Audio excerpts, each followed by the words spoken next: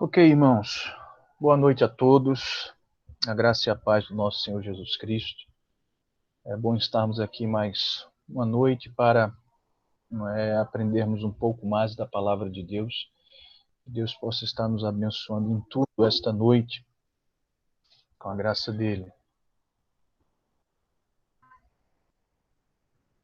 Vamos estar orando então, irmãos, para a gente dar início a esse tempo.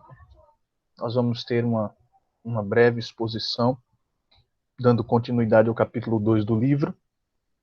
E ao final, então, vocês vão ter a oportunidade de participar falando um pouco acerca do estudo, tá certo? Vamos orar ao Senhor. Senhor Deus e Pai, queremos te louvar por esta noite, por esse tempo. Queremos te pedir, ó bom Deus, que o Senhor nos acompanhe em tudo, que o Senhor renove as nossas forças, a nossa mente, a Deus, para esse tempo. Que possa ser um tempo de edificação, de fortalecimento, de crescimento, ó Deus, tempo importantíssimo para as nossas vidas, meu Senhor. É assim que nós te oramos, pedindo que a tua boa mão nos acompanhe em tudo, em nome de Jesus. Amém, Deus. Amados irmãos, nós estamos estudando sobre esse livro que está aí na tela para vocês acompanharem. Todas as coisas cooperam para o bem. Como eu disse já nos últimos dois estudos, esse livro foi escrito por um pastor puritano do século XVII chamado Thomas Watson.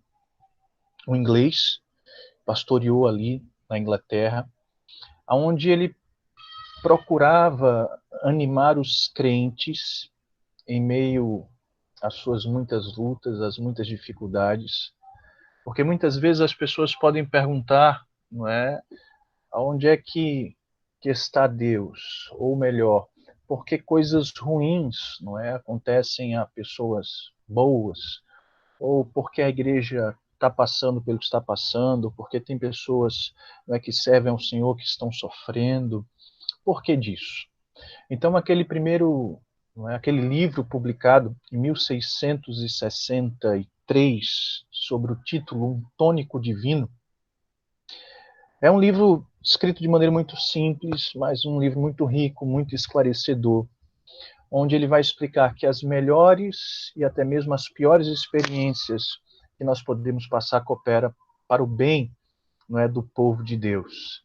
Então, ele vai se debruçar sobre alguns temas, não é? Tudo isso à luz de Romanos 8:28.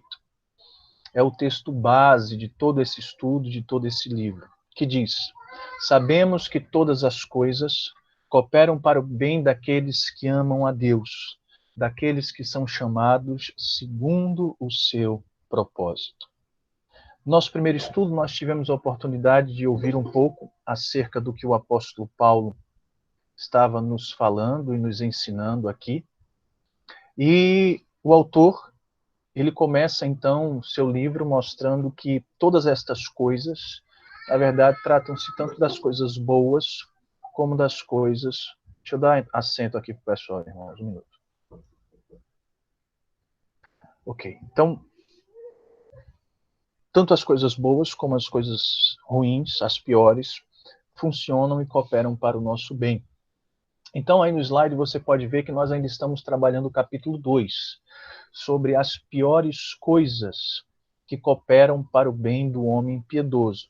Vimos as melhores e estamos nos dedicando às piores coisas, porque é exatamente aí que nós temos, às vezes, dificuldades de entender como, não é? Como, então, essas coisas, não é, estão cooperando para o nosso bem. Então, o autor, ele inicia esse capítulo explicando algo muito importante, que eu quero reler para vocês esta noite. Ele diz aí, vocês podem acompanhar a citação, ele diz: não me entenda mal, eu não digo que em sua própria natureza as piores coisas são boas, pois elas são frutos da maldição. Mas embora elas sejam naturalmente más, não obstante, quando a sábia e soberana mão de Deus as controla e as santifica, elas são moralmente boas. como os elementos, embora de qualidade diferentes, Deus os ajustou de tal forma que todos eles cooperam de forma harmoniosa para o bem do universo. Então, eu quero deixar claro e reiterar, não é, que nós vamos falar sobre certos temas que, de fato, eles são maus, pela sua própria natureza, são frutos da maldição, da queda. Mas, quando estas coisas estão debaixo do controle de Deus, de um Deus que é soberano, de um Deus que é santo, de um Deus que sabe aquilo que é melhor para os seus filhos, então essas coisas, elas são transformadas no sentido de que elas passam a cooperar para o bem do povo de Deus. Ele chega, inclusive, a citar o exemplo, acompanhem, de um relógio. Falei semana passada disso. Como se as engrenagens parecessem se mover de forma contrária às outras, mas todas fazem com que o relógio funcione. Assim, algumas coisas parecem se mover de forma contrária ao homem piedoso. Não obstante, pela maravilhosa providência de Deus, elas cooperam para o bem dele. Entre essas piores coisas, existem 4 tristes males que cooperam para o bem daqueles que amam a Deus. Então, o que nós vemos aqui e o que nós temos percebido, irmãos, é que muitas vezes na nossa vida estas coisas parece que não vão estar se encaixando, mas na verdade elas estão cooperando sim para o nosso bem. Então, na semana passada, nós estudamos, e vocês podem acompanhar aí, sobre o mal da aflição. E vimos então como a aflição, ela está então cooperando para o bem do homem piedoso. Como a aflição está então contribuindo, de certa maneira, para o bem do povo de Deus. Hoje, nós iremos nos dedicar sobre a tentação. E você talvez pense assim, sim, pastor, a tentação, não é? Como é que a tentação pode cooperar para o nosso bem? Nós iremos falar um pouco sobre isso hoje, mostrando que ela é controlada por Deus para o nosso bem. Na próxima semana estaremos trabalhando sobre a questão do abandono, onde Deus muitas vezes nos priva aparentemente da sua graça e de outras situações onde ele nos afasta de certos confortos e então nós muitas vezes nós não entendemos isso. E por último nós veremos acerca do pecado. Então hoje nós falaremos acerca da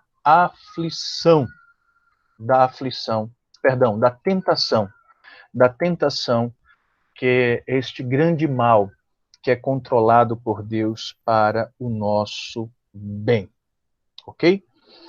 Então, irmãos, eu vou pedir inicialmente que vocês possam estar abrindo a palavra de Deus em alguns textos. Eu gostaria que você estivesse lendo comigo. O primeiro texto é Tiago, capítulo 1.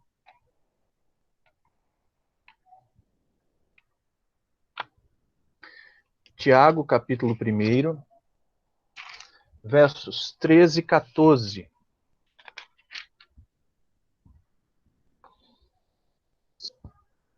Tiago, como nós estudamos recentemente, ele está escrevendo para as 12 tribos que se encontram na dispersão, que estão passando por muitas dificuldades, por muitas lutas, e precisam se manter firmes na fé. E Tiago, então, lança alguns testes para ver se de fato a fé desses irmãos era verdadeira ou não, ao mesmo tempo em que ele incentiva esses irmãos a permanecerem,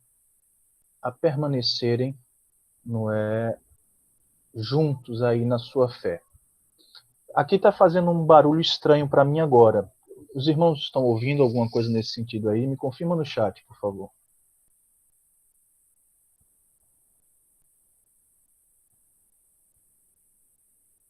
Ok. Então é só para mim, Luiz, que apareceu essa zoada aqui mesmo no meu ouvido, para me ajudar um pouco mais. Diana está dizendo que sim, que estão ouvindo aí.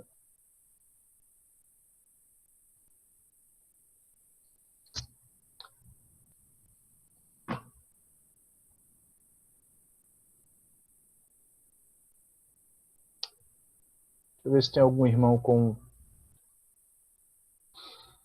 o microfone ativado, porque aí termina atrapalhando.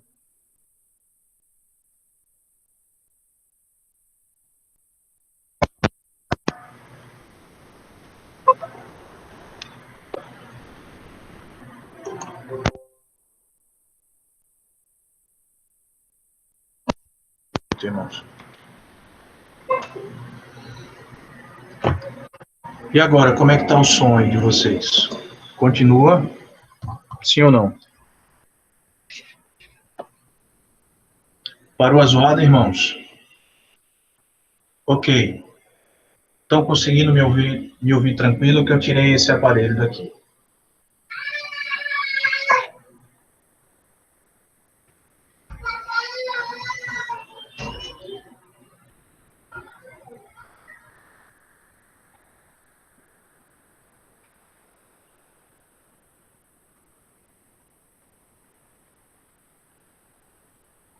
Um minuto, irmãos. Nós nunca tivemos esse tipo de problema, mas há sempre a primeira vez.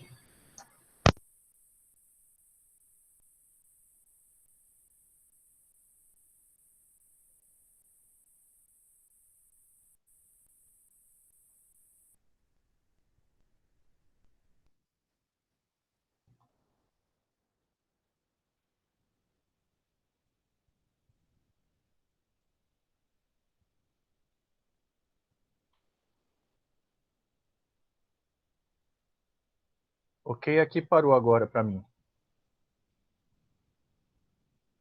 Ok, irmãos. Então, e ninguém mexe mais no celular, fica parado todo mundo. Pronto. Então tá ótimo, vamos lá. Depois eu corto essa parte aqui e edito para vocês, tá bom?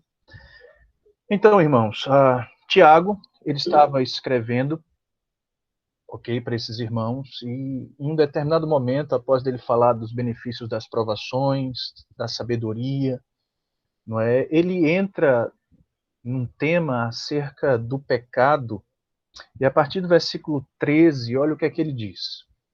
Ninguém, ao ser tentado, diga, sou tentado por Deus.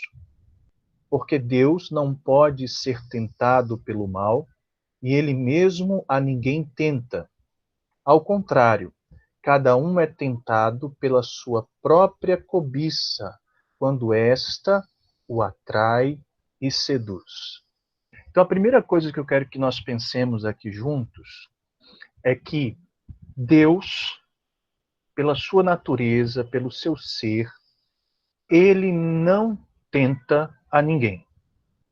Então, em momento nenhum, nós estaremos aqui trabalhando a tentação como algo que é controlado por Deus para o bem do homem piedoso. Em momento algum, nós estaremos dizendo que Deus estará sendo, então, o autor ou o causador, não é? Enfim, o autor desta tentação. Não, Tiago deixa isso muito claro.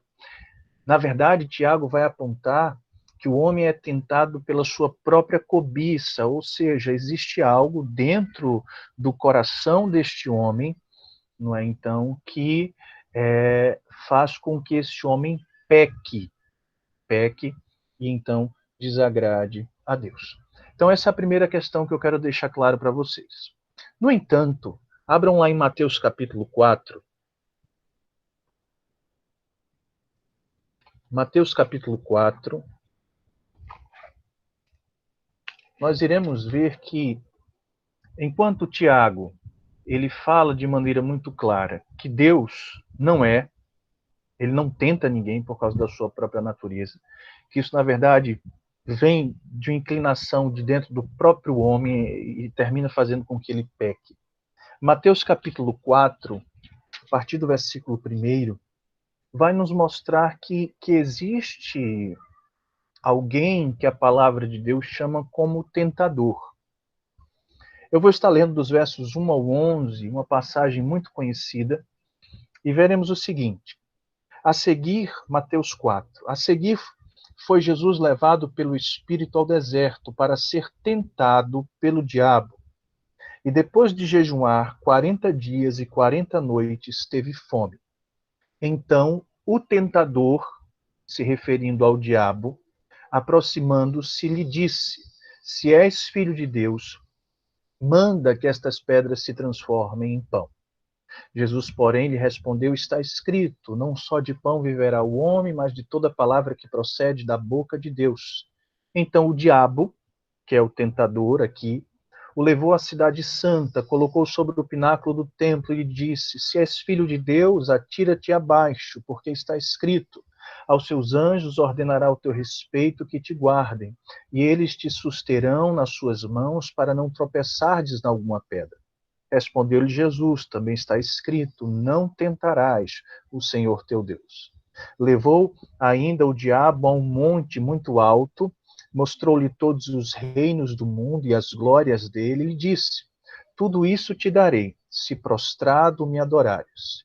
Então Jesus lhe ordenou: Retira-se, Satanás, porque está escrito: Ao Senhor teu Deus adorarás, e só a ele lhe darás culto. Com isso, o deixou o diabo, e eis que vieram anjos e o serviram.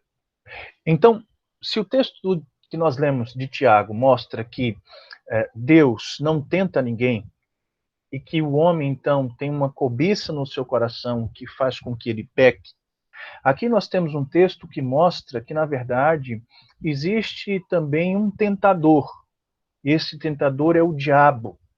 E nós veremos, então, como ele, de maneira muito sutil, ardilosa, tem agido também nas Escrituras, agiu e tentou, não é, tentar Jesus, o Filho de Deus, e assim como ele faz também, não é, com os filhos do Senhor Jesus aqui, o Filho de Deus, a igreja do Senhor Jesus aqui neste mundo. Então, acompanhe aí no slide, e dado essa breve introdução, nós iremos falar primeiro sobre esse mal da tentação, que na verdade está sendo controlado para o bem do homem piedoso. Então, nós sabemos que Deus, ele não é o autor, ele não tenta ninguém. No entanto, ele está controlando todas essas coisas de maneira que ele é extremamente sábio, santo, poderoso, para transformar até mesmo essas tentações em algo proveitoso e benéfico para o bem da sua igreja. Então, o pastor Thomas Watson, ele diz assim, vocês podem acompanhar no slide: o mal da tentação coopera para o bem. Satanás é chamado de tentador. Ele sempre está armando uma emboscada. Ele está continuamente ocupado com um santo ou outro. O diabo tem seu caminho e ele percorre todos os dias. Ele ainda não está totalmente aprisionado, mas como um prisioneiro que sai sob fiança, ele anda por aí com o intuito de tentar os santos. Nós, irmãos, que defendemos uma posição amilenista acerca da escatologia, nós entendemos que Satanás ele está preso. E eu não tenho dificuldade com o pensamento do Thomas Watson aqui, porque a ideia é de que, mesmo restrito, ele ainda continua agindo. Então não temos dificuldade quanto a isso, de entender que com a vitória de Cristo na cruz do Calvário, o autor aos Hebreus vai falar, por exemplo, que não é, ele expôs ali, na verdade ele derrotou, não é, ali o seu grande inimigo. Apocalipse 20 vai falar de um Satanás preso, acorrentado. Então a ideia é que com a vinda de Cristo, a sua obra consumada, a sua morte e a sua ressurreição, Satanás, que outrora no passado cegava as nações, que tinha liberdade para ir até o céu e dizer: Deus, olha, teu servo Jó, sabe, entre outras coisas, no Novo Testamento não acontece mais isso. Então, entendemos que a ação dele está limitada, e é nesse sentido que ele está preso. Ele já não age mais como agia no Antigo Testamento, porque Cristo, então, o aprisionou. Jesus, inclusive, disse: quem é aquele, não é, que pode entrar na casa do valente, não é, se antes não amarrá-lo? Então, esta ideia de que Cristo veio, então, ele, não é, Satanás está então aprisionado de certa maneira, mas está agindo. Então ele ainda age, não é? Ele ainda tem esse poder para agir. E ele continua então tentando o povo de Deus a pecar contra Deus. Então o autor ele vai mostrar que em relação às tentações de Satanás há três coisas que precisam ser consideradas. Primeiro, o método que ele usa na tentação. Segundo, a extensão do seu poder. E terceiro, que essas tentações são controladas para o bem. Então vamos tentar ver cada um desses elementos trabalhados aqui pelo autor, ok? O primeiro deles, então, no ponto 2.1 aqui, é o método de Satanás na tentação. Aqui o autor diz, olha, tome nota de duas coisas. Primeiro, a sua violência na tentação. Nisto ele é o dragão vermelho. Ele, não é, labora para tempestuar o castelo do nosso coração. É a ideia de que ele está trabalhando, ele está se empenhando, não é, para trazer então, não é um rebuliço no nosso coração para nos fazer pecar. Ele é muito violento quanto a isso. Ele lança pensamentos de blasfêmia, né, tentando nos fazer negar Deus. E aqui eles chamam esses dados ardentes, não é, que Satanás está atirando aí, não é, sobre esta violência dele na tentação. Então a primeira coisa que eu quero que você entenda é o seguinte: Satanás ele não mede esforços no que diz respeito a tentar os crentes, não é? E essa é a ideia que o autor está tratando aqui. O método que ele usa é um método violento, não é?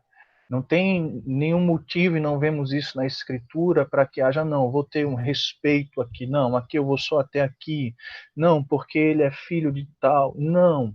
A tentação por parte de Satanás é muito violenta, e ele então lança esses dardos, não é? Também na vida dos crentes. No entanto, o autor se dedica mais na sutileza. Por quê?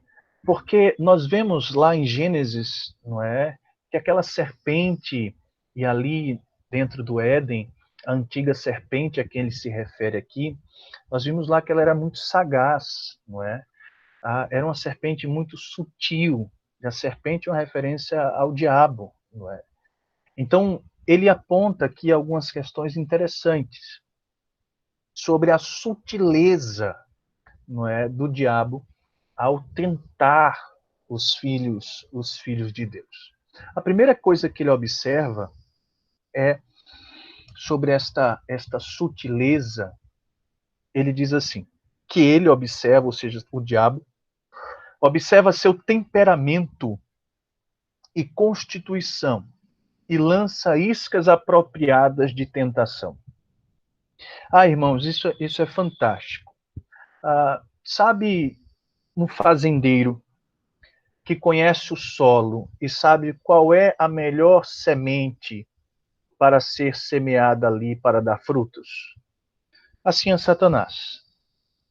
Satanás, ele, apesar de não nos conhecer interiormente, ele consegue, não é, testemunhar as nossas ações, nosso temperamento, nossas disposições naturais, de maneira então que ele vai e lança adequadamente aquilo que o autor chama de iscas apropriadas para a tentação. Por exemplo, ao homem ambicioso, ele quer dar então riquezas. Ao homem lascivo, ele então o seduz com a isca da beleza e tantas outras coisas. É basicamente aquilo que o apóstolo nos ensinou quando ele fala acerca não é, da maneira como nós seremos tentados nas áreas em que realmente nós somos fracos, debilitados. Então, Satanás ele é muito sutil nesse aspecto porque ele conhece, não é, exatamente aquilo que nós estamos, não é, externando para ele, a nossa disposição natural, nosso temperamento, enfim, e ele sabe então apropriadamente. como, não é, então, lançar aquela isca para nos fazer cair. Estamos falando, então, sobre o método, e aqui nos dedicando um pouco mais à sutileza, irmãos. Veja como o diabo, Satanás, é sutil, não é, nesse aspecto. O segundo ponto que ele trabalha aí é que Satanás espera a hora certa para tentar, como um astuto pescador que lança seu anzol exatamente quando o peixe irá morder. Ah, irmãos, a ideia é de que Satanás sabe exatamente a melhor hora para lançar aquela isca que nós falamos anteriormente. Ele sabe o devido momento. O autor, ele chega a tratar aqui, às vezes, quando o crente, não é? Ele fica preguiçoso na leitura da palavra, na oração, não é mais zeloso nem fervoroso nos seus exercícios devocionais, na sua comunhão com Deus. E ele então é como se fosse um soldado, não é, que abandonou o campo de batalha, que tirou a sua armadura, que nem sequer está sonhando com o inimigo, então de repente, na hora certa, ele é atacado, não é, com as tentações, não é, muito pontuais na sua vida. Então, Satanás, ele é muito sutil, ele sabe exatamente o momento para fazer, não é, com que nós venhamos a pecar e a cair, não é, contra Deus. Em terceiro lugar, o autor diz que Satanás, ele faz uso das relações próximas. O diabo nos tenta através de alguém próximo a nós. E ele, inclusive, cita aqui Jó, capítulo 2, versículo 9, quando a esposa de Jó disse: ainda retens a tua sinceridade? Amaldiçoa a Deus e morre. No caso de Jó, Jó teve próximo a ele a sua esposa, e aqui, segundo o autor, um instrumento do diabo que fazia com que, tentando ele a pecar. Então, às vezes, Satanás é tão sutil que levanta pessoas como instrumentos próximo de nós, um familiar, uma esposa, um filho, sabe? Alguém que a gente às vezes nem pensa que, mas ele então, de maneira muito sutil e ardilosa, muito sagaz, ele também nos tenta por meio de pessoas próximas a nós, como foi o exemplo de Jó. Mas também, em quarto lugar, Satanás tenta para o mal por meio daqueles que são bons. E deste modo ele dá um veneno num cálice dourado. E aí talvez você esteja assim, peraí, pastor, como assim por meio daqueles que são bons? O autor, ele cita, por exemplo, o exemplo de Pedro. Quando o Senhor Jesus, não é, estava falando acerca da sua morte, não é, de que ele iria sofrer, que ele iria morrer, então Pedro tenta a Jesus, tentando fazer e dissuadir Jesus, não é, de caminhar para a cruz. Pedro, então, o apóstolo Pedro, ele está então dissuadindo Jesus, não é, do seu sofrimento, da sua missão. Então, às vezes, irmãos, também, não é, encontraremos o tentador, às vezes no meio do próprio povo de Deus, no meio da própria igreja, é esta a ideia. E por fim, Satanás tenta, não é, ao pecado sobre uma pretensa religião. O que é isso? Vamos tentar entender um pouco melhor. Se vocês observarem, quando ele tentou, não é, fazer com que Jesus pecasse, e nós lemos esse texto esta noite, ele disse assim, olha, está escrito. É como se ele estivesse dizendo assim, olha, faça isso é bom. Faça isso está na Escritura. Faça isso é palavra de Deus. Então a ideia é que muitas vezes Satanás lança o seu anzol usando a religião. Ele tenta muitos homens, mulheres, enfim, ele vai, não é, minando estes corações, fazendo com que eles pequem sobre a pretensão de evitar o pecado. É interessante você pensar nesse aspecto, não é? Onde muitas vezes Satanás então está nos tentando com uma pretensa religião. Deixa eu dar um exemplo para que você possa entender melhor o que que estamos falando. Por exemplo, ele vai tentar alguns acabarem com si próprio, para que eles não possam mais viver pecando contra Deus.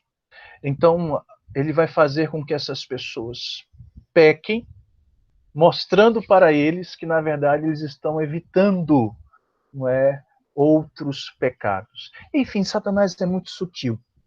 A verdade é o que nós vemos até agora, é o método de Satanás. É um método violento e de bastante sutileza, que quando muitas vezes nós nem esperamos, nós já estamos, não é, de repente comendo daquela isca lançada, não é? E é assim que ele age muitas vezes.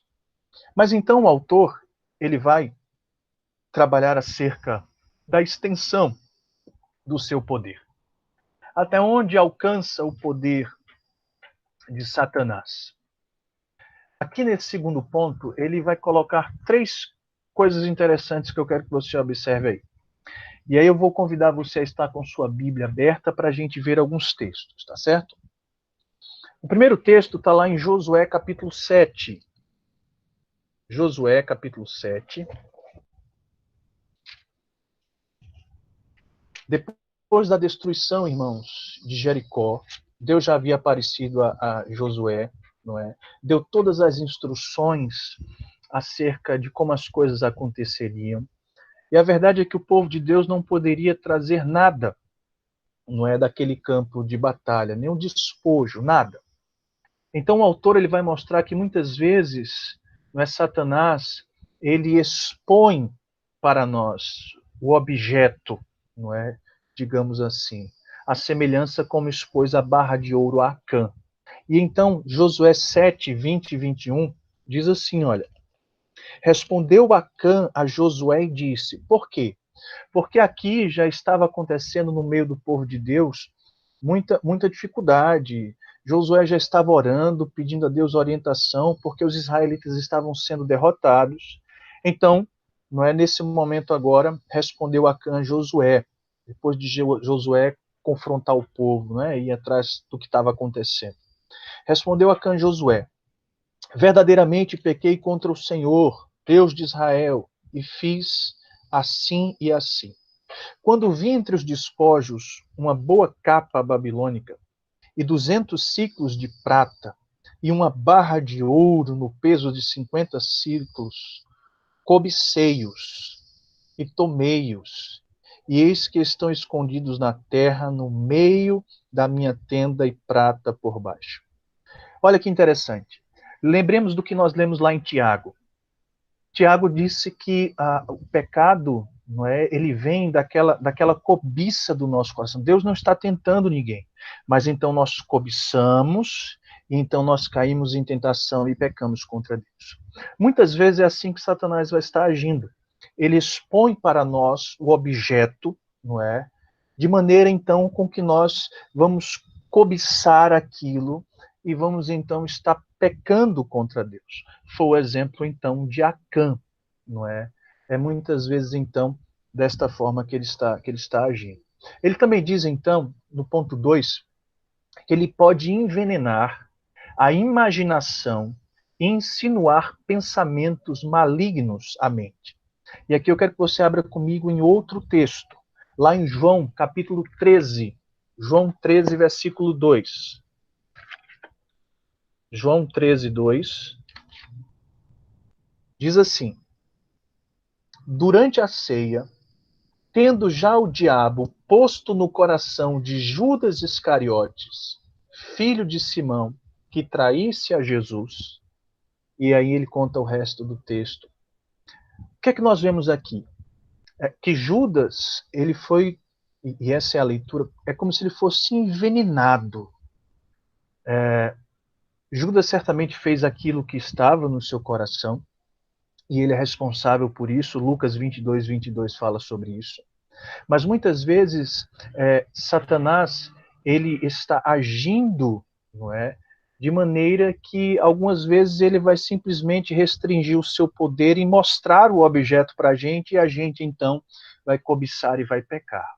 Outros momentos, ele vai tentar se aprofundar um pouco mais, não é, fazendo com que as circunstâncias, as palavras, as pessoas, enfim, tudo à nossa volta possa estar sendo um instrumento para envenenar, não é, ainda mais a nossa mente com pensamentos malignos. Lembre-se, em momento algum Satanás tem acesso à mente, ao coração, ao interior do homem.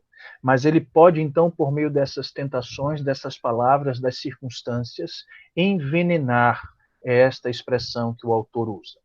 E, por último, nós vemos lá que Satanás pode excitar e provocar a corrupção interior e operar algum tipo de inclinação no coração a abraçar a tentação.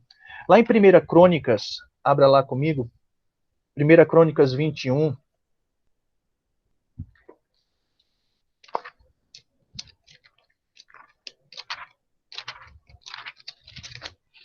Primeira Crônicas 21,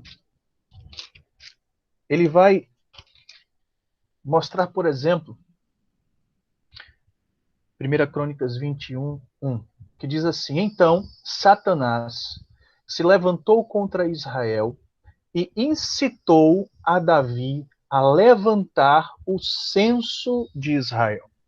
Vocês estão lembrados que Davi vai levantar um censo em Israel, e, na verdade, aquilo era algo que Deus não aprovava, tanto é que depois Davi vai ter que escolher entre 3 castigos, 3 punições que Deus vai dar a Davi porque Davi fez isso. Então, aqui nós temos o exemplo, por exemplo, de como Satanás ele pode, então, excitar e provocar a corrupção interior da gente. É isso que nós estamos falando. Qual é a extensão do seu poder? Ele não tem acesso ao nosso coração. Não, isso é verdade. Mas ele pode operar de alguma forma que o nosso coração, então, se incline a abraçar aquilo que desagrada a Deus. Então, muitas vezes, ele vai estar expondo um objeto de tentação, como foi no caso de Acã. Em outros momentos, ele vai, não é, envenenar a nossa imaginação e insinuar pensamentos malignos, como foi no caso de Judas. E aqui, Satanás, como se mostra aqui no exemplo de Davi, ele pode excitar e provocar a corrupção interior. E, de fato, Davi foi e abraçou aquele senso e, então, pecou contra Deus. Então, irmãos, nós vimos aqui todas essas situações, não é? O diabo, não é, pelos seus sutis argumentos, ele pode muitas vezes nos levar a pecar. Nós vimos o método como ele trabalha de maneira muito rápida. Vimos também, não é, a sutileza, não é, de como ele trabalha, a extensão, perdão, do seu poder. Então, eu faço uma pergunta para vocês, não é? Como, não é, essas tentações que são controladas por Deus, não é, servem para o bem dos filhos de Deus? Eu não sei se você já parou para pensar nisso em algum determinado momento da sua vida. Nós estamos falando das piores coisas. E dentro dessas piores coisas poderíamos colocar ali as tentações. Mas como a tentação, não é, pode produzir algum benefício para o Filho de Deus? Então o autor ele vai então, não é, apresentar para a gente oito, não é, pontos, aplicando de maneira muito sábia como essas tentações cooperam para o nosso bem. Então eu vou pedir para você que está nos acompanhando anotar algum desses pontos que lhe chamou a atenção, porque no final eu vou abrir para vocês, vocês vão poder falar um pouco acerca desses pontos e falarmos um pouco mais sobre esse assunto, tá bom? Então, olha só. As tentações são controladas para o bem dos filhos de Deus. Por quê, pastor? Primeira coisa, a tentação conduz a alma à oração. Quanto mais furiosamente Satanás tenta, mais fervorosamente o santo ora. Vocês estão lembrados do texto de 2 Coríntios, capítulo 12, versículo 8, onde Paulo falava acerca do seu espinho na carne. E então ele diz, acerca do qual 3 vezes orei ao Senhor para que se desviasse de mim. A ideia do texto é que ele estava passando por uma grande dificuldade, e se vocês se lembrarem, o início do texto diz assim, mensageiro de Satanás, para me esbofetear, a fim de que eu não me engrandecesse com as grandezas, me ensoberbecesse com as grandezas da revelação, foi-me posto um espinho na carne. Então ele fala do mensageiro de Satanás para esbofetear ele. É a ideia, então, de que ele estava passando por algo difícil, ele estava sendo atingido, não é, por dardos inflamados na sua alma. O texto fala desse mensageiro de Satanás, não é? E ele pede, então, 3 vezes para que Deus o livrasse daquilo, não é? E então, na verdade, ele busca. Quando o texto fala que orou 3 vezes ao Senhor, é a ideia de que ele orou, não é, muitas e muitas e muitas vezes, pedindo para que aquele espinho na carne fosse afastado dele, para que esse mensageiro de Satanás não viesse mais esbofeteá-lo.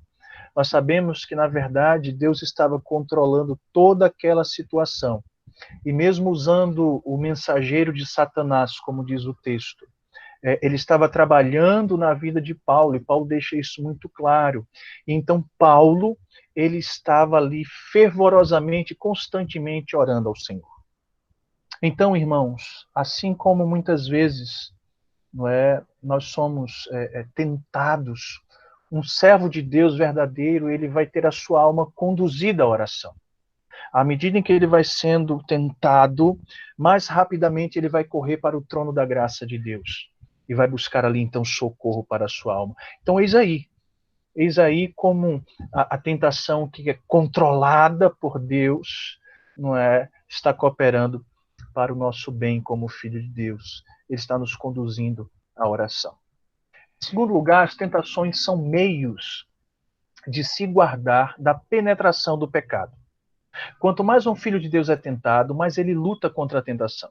Quanto mais Satanás tenta o santo à blasfêmia, mais o santo treme em tais pensamentos e diz, retira-se-te, Satanás.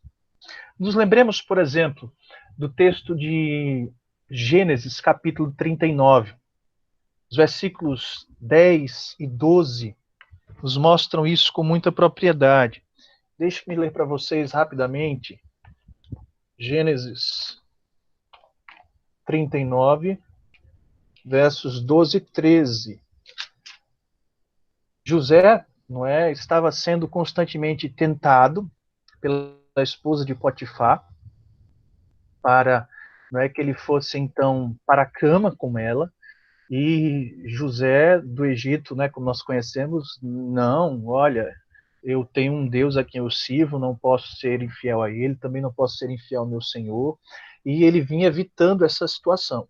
Então diz versículo 18, versículo 12, capítulo 39. Então ela o pegou pelas vestes e lhe disse, deita-te comigo. Ele, porém, deixando as vestes nas mãos dela, saiu fugindo para fora. Vendo ela que fugira para fora, mas havia deixado as vestes nas mãos dela, chamou os homens da sua casa, enfim.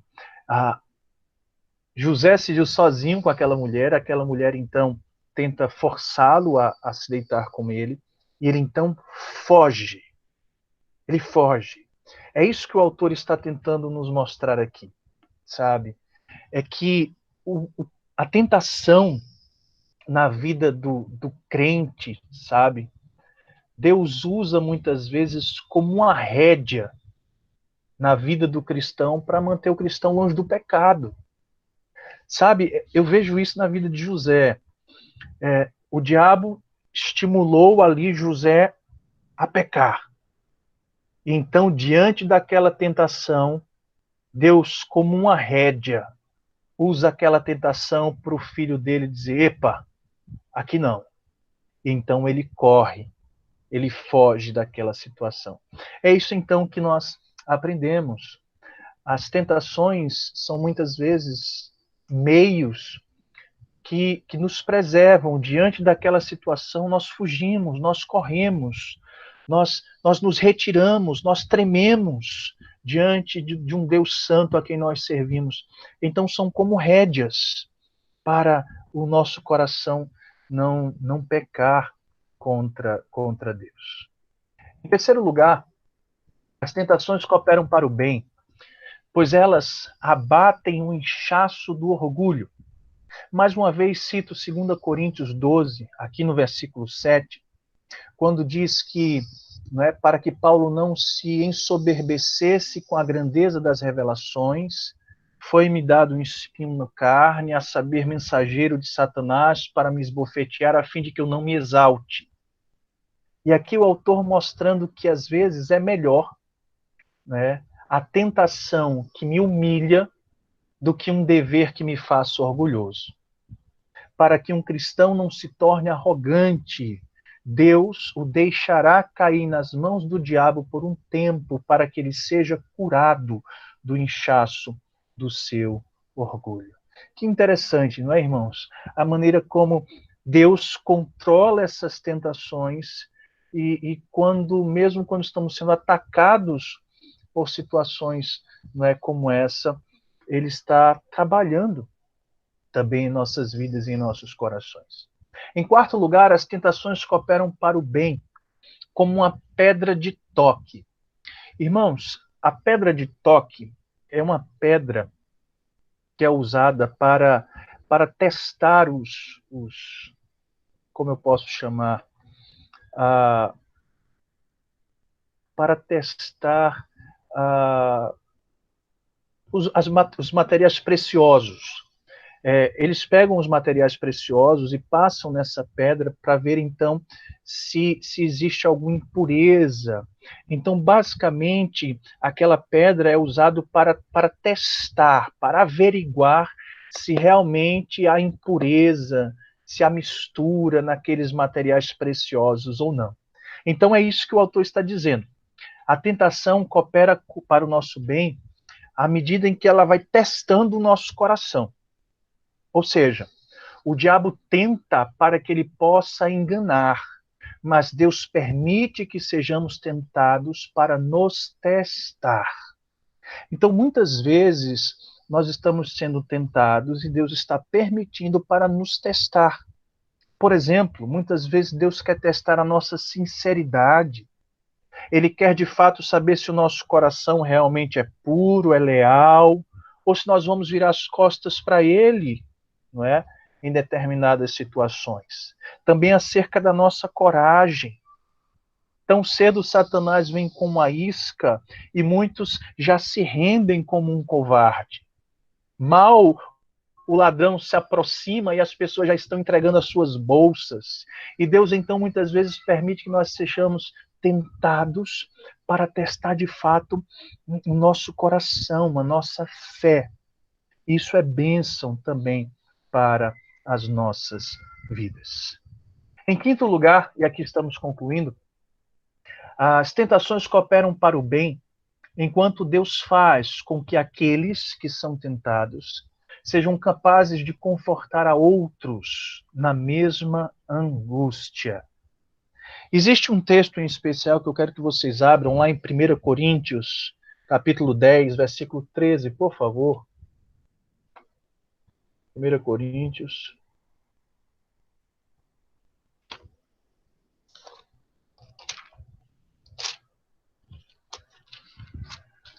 Primeiro Coríntios, capítulo 10, versículo 13, diz assim: não vos sobreveio tentação que não fosse humana, mas Deus é fiel e não permitirá que sejais tentado além das vossas forças. Pelo contrário, juntamente com a tentação, vos proverá livramento, de sorte que possais suportar. Isso aqui, irmãos, é o apóstolo Paulo ensinando aos crentes, à luz daquilo que ele passou sobre as tentações. É isso que o autor está dizendo. Aquele que sentiu-se nas garras do leão que ruge e que já sangrou sobre essas feridas é o mais apto para lidar com aquele que é tentado. Ninguém pode descobrir melhor as artimanhas de Satanás do que aqueles que passaram um longo tempo na escola da esgrima da tentação. Eu gosto também aqui do que ele fala, que um homem que cavalgou por um lugar onde há pântanos e areias movediças é mais apto para guiar outros pelo caminho perigoso. É isso que o Watson está dizendo.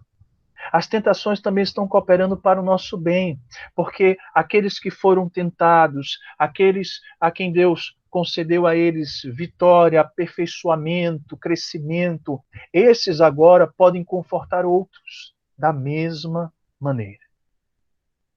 Em sexto lugar, as tentações cooperam para o bem, enquanto desperta compaixão paternal em Deus para com aqueles que são tentados.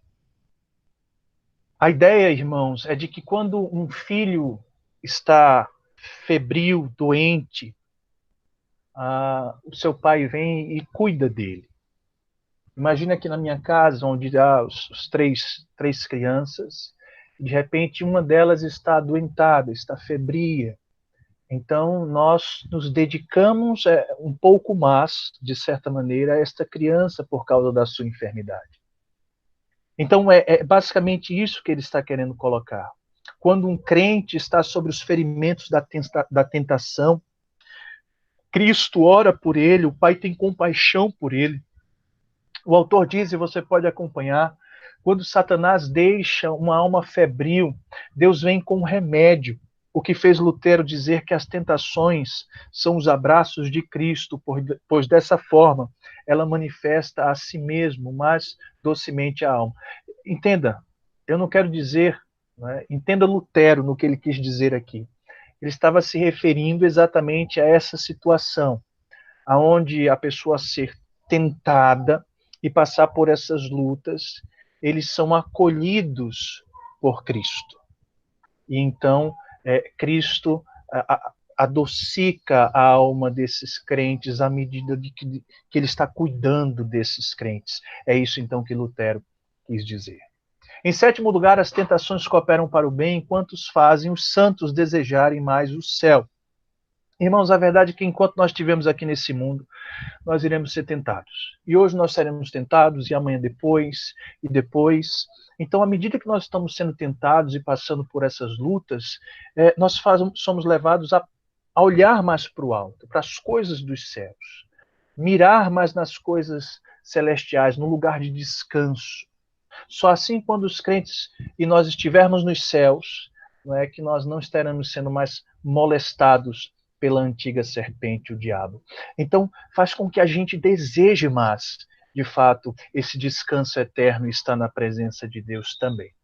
Em último lugar, aqui eu quero ler toda essa parte com vocês.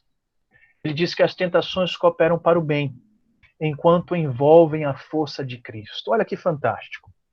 Cristo é nosso amigo. E quando somos tentados, ele disponibiliza todo o seu poder trabalhando por nós. Então, citando Hebreus 2,18, pois naquilo que ele mesmo sofreu, tendo sido tentado, é poderoso para socorrer os que são tentados. Se uma pobre alma fosse lutar sozinha contra o Golias do inferno, diz o autor, ela com certeza seria subjugada.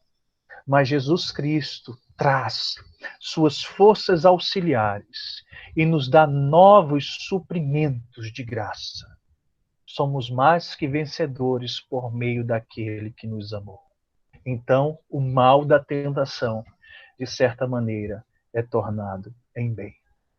Então, olha que maravilha. não é saber que ali, enquanto estamos sendo tentados, se fôssemos lutar sozinhos, estaríamos perdidos. Mas ali está envolvido o nosso Senhor, que está nos dando força, que está então junto conosco, suprindo as nossas necessidades para sairmos então vitoriosos em toda aquela situação. Eu quero concluir, irmãos, pois hoje falamos sobre o mal da tentação, que é controlado para o nosso bem. Mas eu quero concluir explicando algo importante. Eu acho que essas palavras do autor aqui são importantíssimas para as nossas vidas. Porque talvez a má compreensão desse estudo de hoje, não é, talvez lhe leve ao pecado, não sei. Mas entenda bem o que nós estamos querendo dizer e muita atenção para isso. Acompanhe comigo e com muita atenção isso que eu vou falar agora está aí no slide para vocês. Há uma grande diferença entre cair em uma tentação e correr para uma tentação. O cair em uma tentação coopera para o bem, não o correr para ela. Aquele que cai num rio é digno de socorro e compaixão, mas aquele que desesperadamente corre para o rio é culpado de sua própria morte. É loucura correr para o covil de um leão. Aquele que se joga em uma tentação é como o rei Saul, que caiu sobre sua própria espada. Tudo o que foi dito, veja como Deus desaponta a antiga serpente, fazendo com que suas tentações se voltem para o bem de seu povo. Sem dúvida, se o diabo soubesse quantos benefícios advêm aos santos pela tentação, ele evitaria tentar. Lutero disse uma vez: há 3 coisas que criam um homem piedoso: oração, meditação e tentação. Então, irmãos, esse estudo de hoje não é para fazer com que você corra e se abrace com a tentação e com o pecado, porque isso vai cooperar para o seu bem. Não. Uma coisa é você cair em um rio, como diz ele. Outra coisa é você desesperadamente correr para aquele rio sendo culpado da sua própria morte. Por isso, irmãos, nós não vamos nos lançar em busca de ser tentado, nem iremos nos lançar, não é, em cair no pecado. A grande questão é, quando isso acontecer, que nós, como crentes, estamos lutando constantemente para nós não cairmos em tentação. Quando isto acontecer, como uma situação pontual na sua carreira cristã, quando isso acontecer, lembre-se, Deus está controlando até mesmo isso para o nosso bem. Então, lembremos de todos os benefícios que podemos ter ao saber que as tentações estão sendo controladas por Deus. Satanás só vai até onde Deus permite, como diziam reformadores do passado, que Satanás é como o cachorrinho de Deus. Deus diz, vai ali, ele vai, depois diz Deus, volta, volta. Você só pode ir até ali, você só pode fazer isso. Ele está debaixo de um domínio, de um controle. E saiba disso, e lembre-se disso. E que você possa se alegrar em saber que até esta pior coisa, junto com as aflições e com o que nós iremos ver, todas estas coisas estão cooperando para o bem do homem piedoso. Eu quero orar, irmãos, agradecendo a Deus por esse tempo, pedindo que Deus aplique esta palavra ao coração de vocês, e depois eu vou abrir para pelo menos três irmãos, não é, estarem falando um pouco de algo que você aprendeu, não é, nesta aula de hoje. Vamos orar. Senhor Deus e Pai, quero nesse momento, Pai, te agradecer por esse tempo e pedir ao Senhor que esta palavra não volte vazia, que possamos crescer e aprender cada vez mais do Senhor e saber, ó Deus, que as piores coisas, ó Deus, estão debaixo do teu controle, ó Deus, e que estas coisas estão cooperando para o nosso bem, Pai. Ó Deus, que o Senhor aplique estas verdades aos nossos corações com poder e graça, em nome de Jesus. Amém, Deus. Amém. Irmãos, eu queria que vocês colocassem aí no chat algum irmão que quisesse compartilhar conosco aí algum desses pontos, não é? Que você quisesse destacar algo que você aprendeu nesta aula de hoje, algum benefício talvez, algo que você gostaria de destacar para a gente esta noite. Coloca o teu nome aí no chat para você estar participando aí conosco com a graça do nosso bom Deus. Ok, queridos. Luiz. Ok, Luiz, dê uma palavra para a gente aí. Pode liberar o... Liberar só o microfone ou a câmera também? Ficar só no microfone. Pode microfone, fica à vontade. Passou, assim, todos tá os sem pontos... a câmera, Luiz, tá sem a câmera. Pronto, divulgo aqui na hora, tinha Ok. batido aqui. Todos os pontos interessantes e ver como Deus o utiliza da tentação para o bem do seu povo, dos seus filhos. E nesse ponto final aqui, onde eu botei o oitavo, as tentações cooperam para o bem, enquanto envolve a força de Cristo. E o senhor anotou aqui, botou devido ao autor, que Cristo é o nosso amigo, e quando somos tentados, ele disponibiliza todo o seu poder trabalhando para nós. Ou seja, não somos tentados porque vamos sair mais forte disso, não. Na verdade, somos tentados para nos aperfeiçoar quando o inimigo vem nos tentar, porque Deus ele não tenta, ele prova ao seu povo. Mas quando o inimigo ele vem tentar, achando que vamos estar desamparados, Cristo ele sempre está ao nosso favor, nos fortalecendo, por ser um amigo bem presente, socorro bem presente, ele há de agir em favor dos seus santos, nos livrando dessa terrível tentação. E como o senhor falou em pontos anteriores, saímos mais forte a ponto de ajudar outros que também, às vezes, estão passando pelas mesmas tentações. Ou o fato de você já ter sido tentado antes, você consegue ter uma percepção melhor do que é uma tentação e você consegue ver alguém que está sendo tentado e consegue, através da palavra, o auxiliar também, a não cair na tentação. Né? Este é o meu ponto, pastor. Ok, Luiz. Obrigado, querido, pela participação. De fato, é enriquecedor, nos lembrarmos de como Cristo está conosco e nos dando todo o suporte, tudo que nós precisamos, caminhando ao nosso lado, enquanto nós estamos sendo tentados. Isso é muito importante para as nossas vidas. Temos lá o presbítero Carlos. Depois eu peço que mais algum se habilite aí, antes que eu chame pelo nome, tá certo? Para terminarmos com 3, por favor.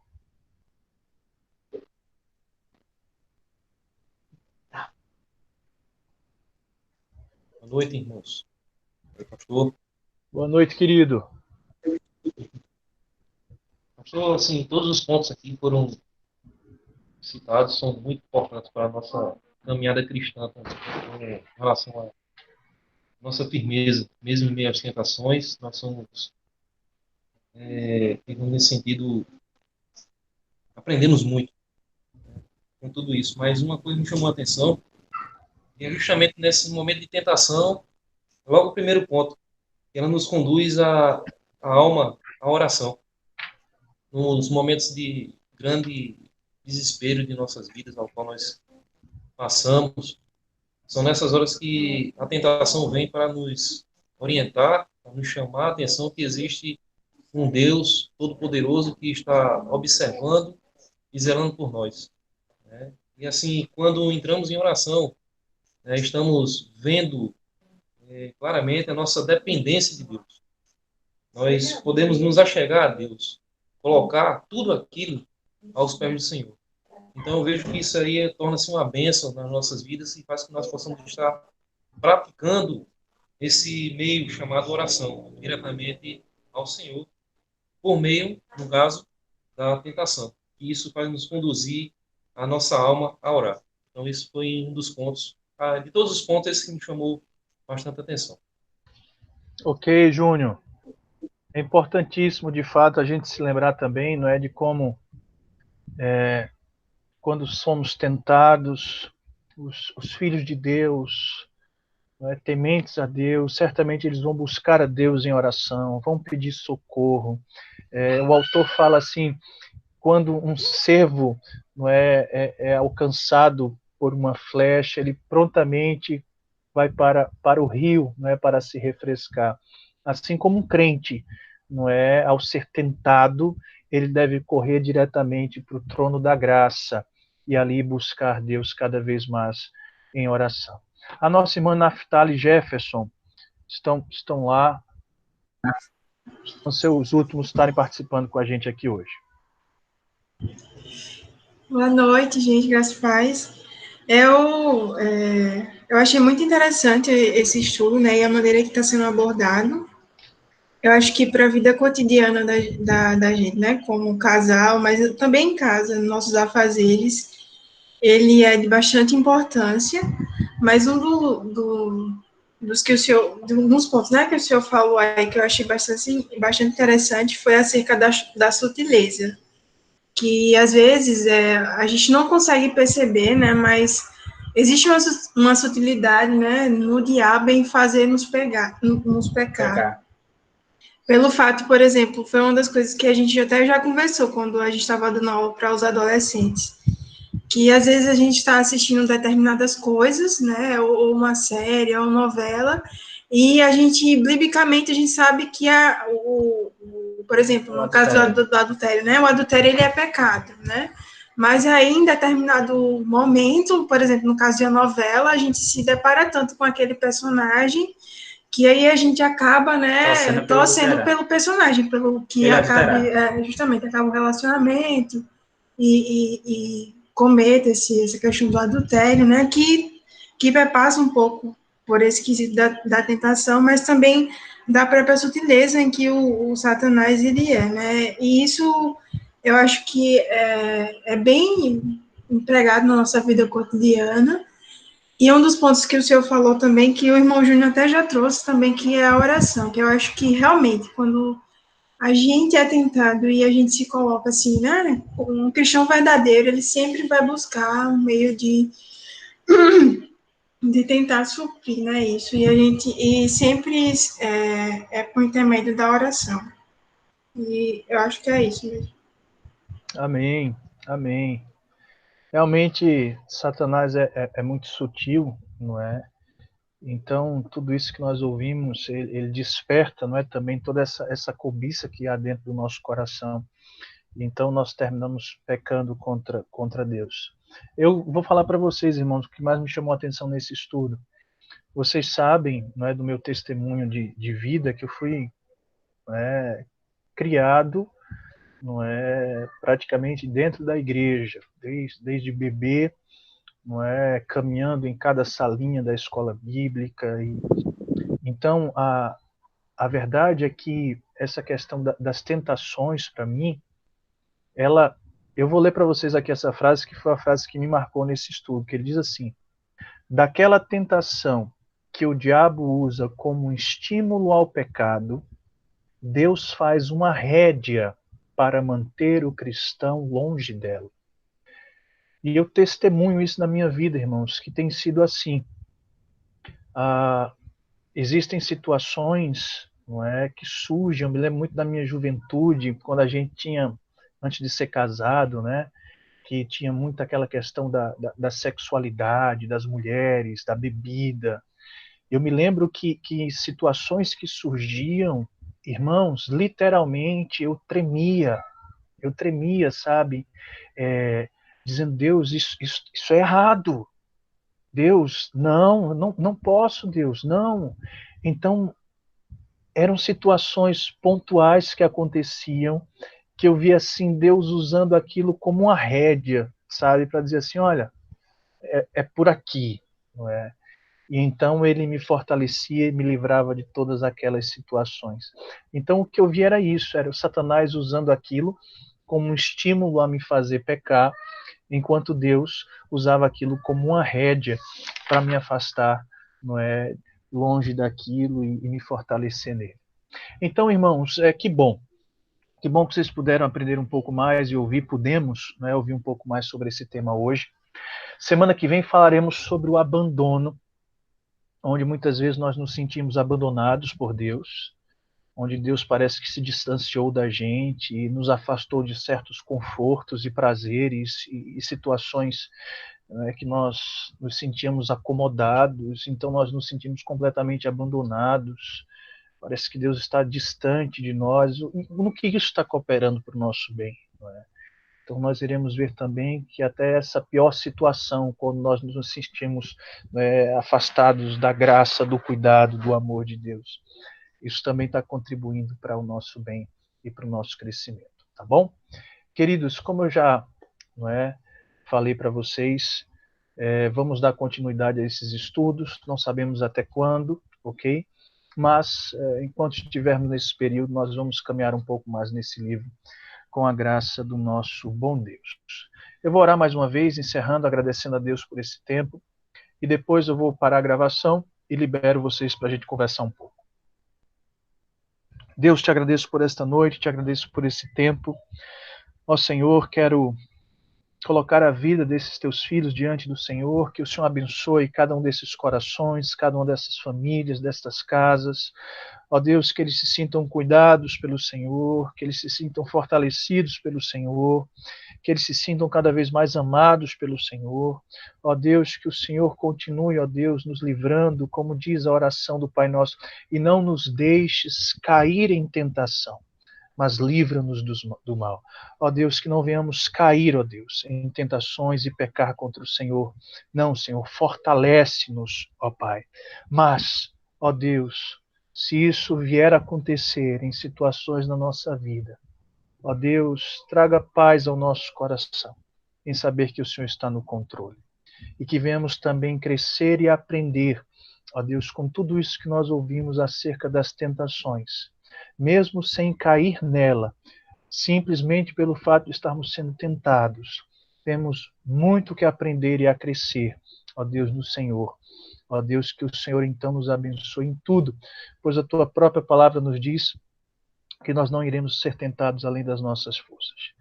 Que o Senhor nos abençoe, nos guarde, que o Senhor continue, ó Deus, como bom pastor que tu és das nossas almas, a pastorear os nossos corações. É assim que nós te oramos agradecidos por esta noite, em nome de Jesus. Amém, Deus. Amém.